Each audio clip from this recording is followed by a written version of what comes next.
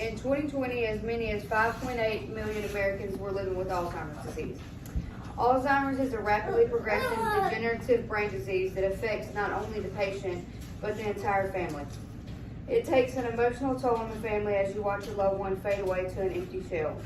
In the past 7 years, I've watched 2 family members struggle with this disease. In 2019, my grandfather passed away from this. Before he died, he didn't recognize anyone. He stopped eating and talking. My grandmother is now in the ending stages of Alzheimer's disease. She can't perform daily life skills such as remembering to eat or take baths.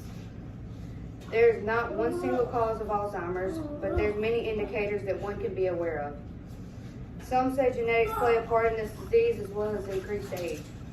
Most warning signs appear at the age of 60 and increase as life progresses. Some signs include difficulty going to places they've been their whole life, inability to continue paying bills or handling money, asking repetitive questions, mood changes, and psychological changes. These warning signs aren't normal symptoms of aging.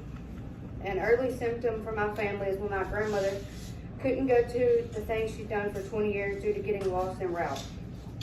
One time she got lost coming back from the beauty shop and I had to track her on Life 360 in order to find her. She was scared and crying once I got to her. She couldn't find Dollar General, which is only a couple miles from the house. She had to have someone take her there because she was scared of getting lost. This information was obtained from www.cdc.gov, Alzheimer's disease and related dementias.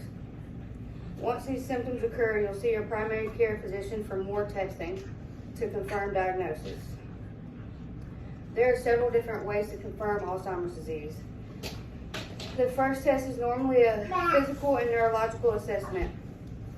Your physician would ask cognitive and memory questions.